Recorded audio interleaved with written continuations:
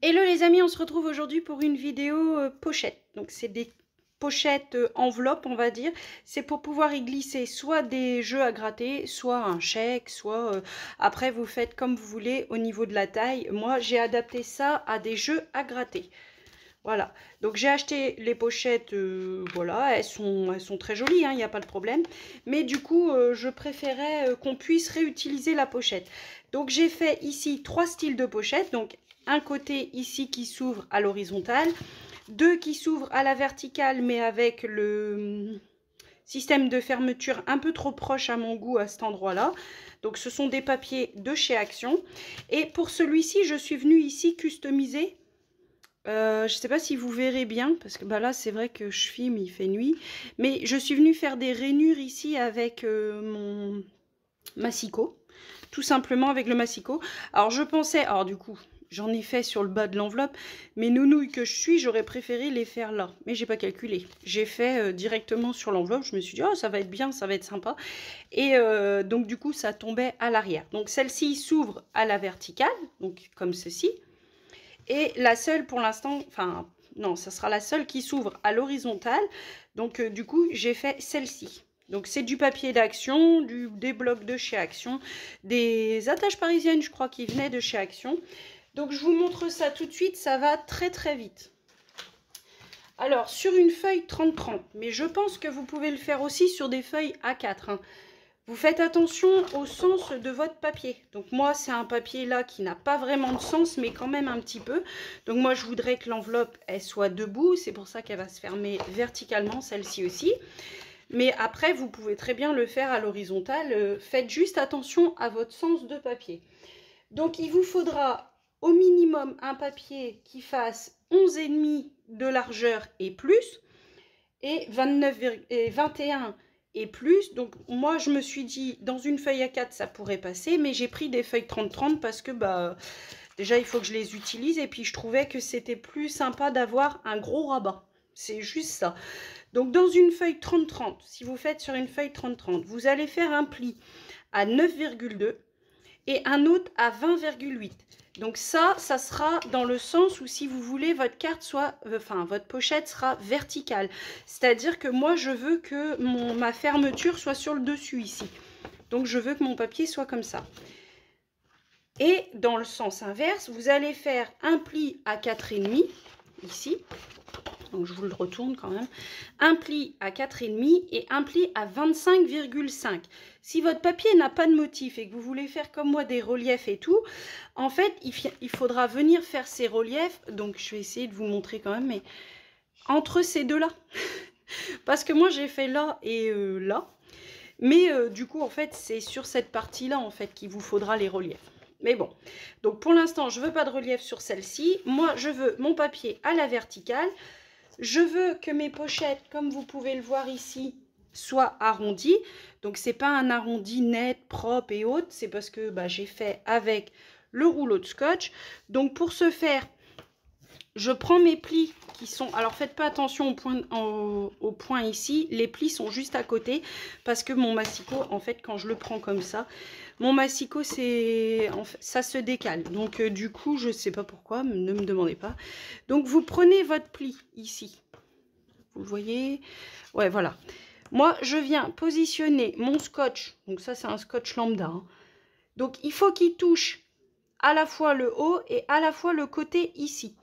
Pour avoir un grand espace. Maintenant, si vous avez l'appareil pour faire des pochettes enveloppes, c'est très très bien. Hein. C'est comme ça, enfin ça fonctionne très bien aussi. Et avec ce style d'enveloppe, vous pouvez aussi faire avec des cachets de cire. C'est juste magnifique. Donc moi, je viens juste faire ceci. Je le fais sur un côté à l'horizontale, parce que bah du coup, comment je voudrais que quand ça se referme, ça fasse juste un côté arrondi. Donc là, pareil, je pars du pli vers l'intérieur. Et là, du pli, hop, du pli vers l'intérieur ici. Pareil, ici. Voilà. Du pli vers l'intérieur. Ici, vous avez l'épaisseur de votre rainurage ici. Donc sur cette partie qui n'est pas arrondie, donc la partie que vous allez décider de mettre en dessous, il va falloir venir donner un coup de cutter, soit un tout petit peu, à même pas 1 mm de décalé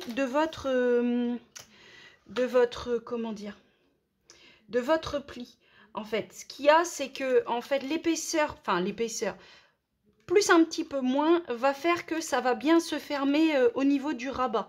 Le petit bourrelet ici ne va pas déranger le pli de l'enveloppe.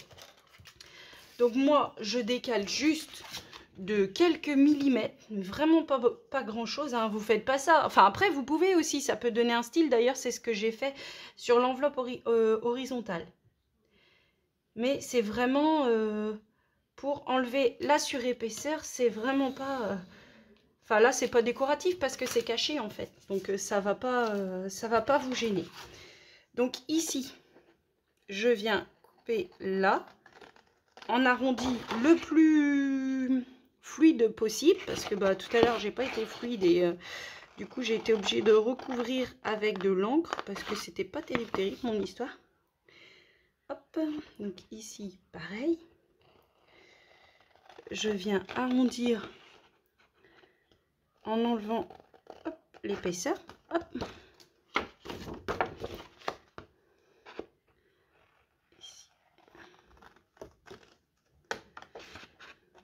Alors avec ces enveloppes là, on peut vraiment faire ce qu'on veut, c'est-à-dire il faut vraiment que je passe derrière l'épaisseur. Moi je vois plus clair, en fait j'ai la lumière en pleine face. Hop.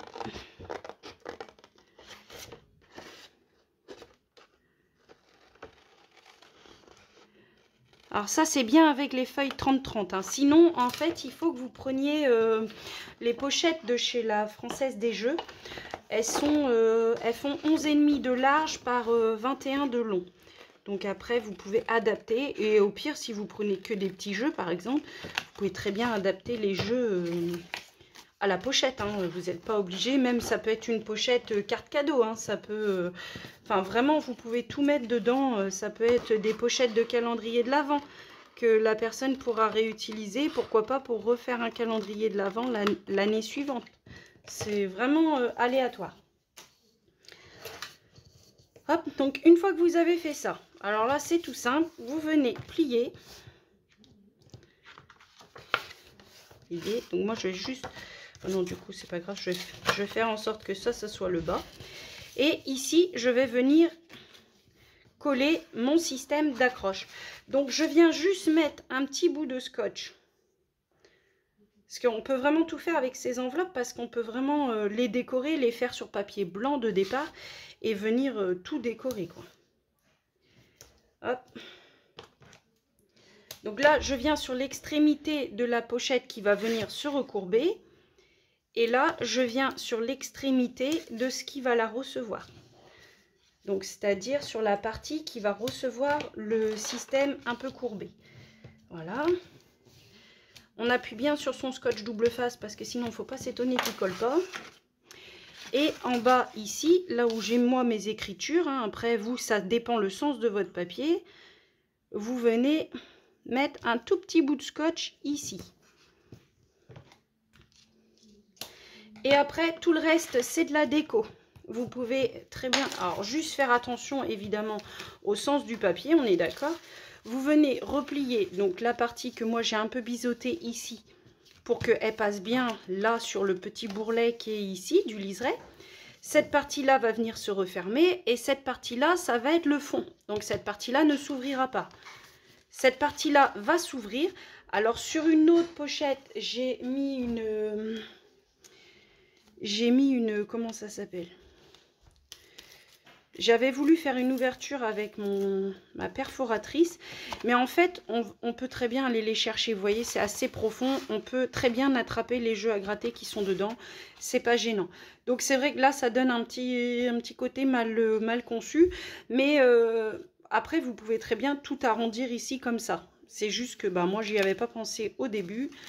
Donc, du coup, c'est vrai que... Voilà, c'est en faisant qu'on apprend. On va dire ça.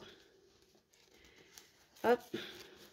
Et là, c'est assez simple. La personne, elle peut vraiment la garder, la réoffrir. Vous pouvez tout la customiser, mettre un message, la décorer. Vous pouvez très bien mettre un courrier, faire une pochette. Enfin, vraiment, vous faites ce que vous voulez. C'est vraiment aléatoire. Donc ici, moi, je vais vider ma pochette de jeu ici, en espérant qu'il soit gagnant. Hein. Je souhaite le meilleur, toujours. D'ailleurs, nous sommes le 31 aujourd'hui. Je vous souhaite de passer un bon réveillon. Vous n'aurez sûrement pas cette vidéo le 31, hein, ça c'est sûr, parce que vu qu'on est ravitaillé par les mouches, hop là, si c'est ça. Vu qu'on est ravitaillé par les mouches, on va pas, je vais pas pouvoir la mettre en réseau ce soir. Donc vous l'aurez peut-être demain. Donc vous l'aurez sûrement le 1er ou le 3, parce que j'ai une vidéo le 2, donc voilà. Mais du coup, je vous souhaite tout ce qu'il y a de mieux. Ça, c'est pour toute l'année. Hein. C'est pas que le 1er.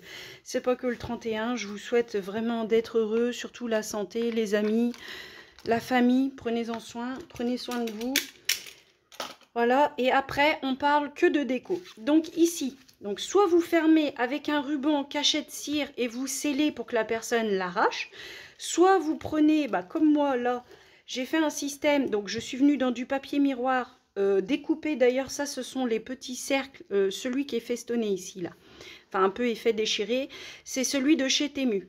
Et l'autre qui est ici, qui est avec un effet double couture. Hop, je sais pas où il est mon truc, là. Il est là. Avec l'effet double couture, c'est celui de Craftelier que j'ai eu en cadeau avec la machine de découpe. Donc celui-là va venir où il peut se positionner là. Hein. Ça après, moi j'ai incorporé la ficelle dans la tâche parisienne et j'ai mis du scotch. Comme ça m'évite de faire un trou. Et dans celle-ci, d'ailleurs je suis pas très droite ici. Et dans celle-ci, je vais la positionner là. Et comme ça, voilà, la pochette, elle est finie. Maintenant, vous pouvez vraiment juste la fermer avec un bout de scotch. Vous faites comme vous le souhaitez.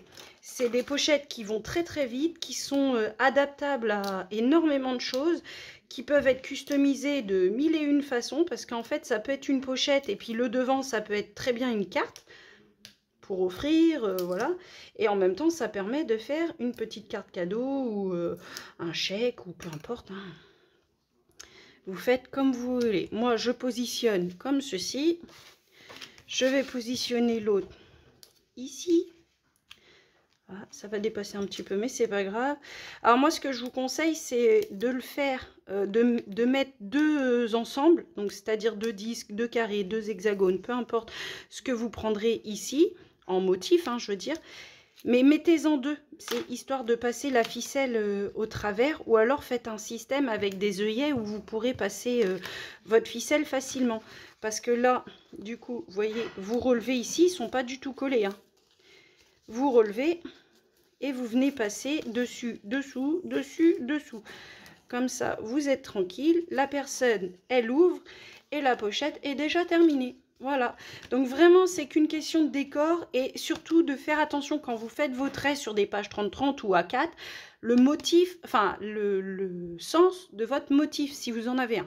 Si vous n'en avez pas, allez-y gaiement, ça va très vite, en 3-4 minutes c'est fait. Voilà, je vous fais de gros bisous et je vous dis à bientôt dans une prochaine vidéo.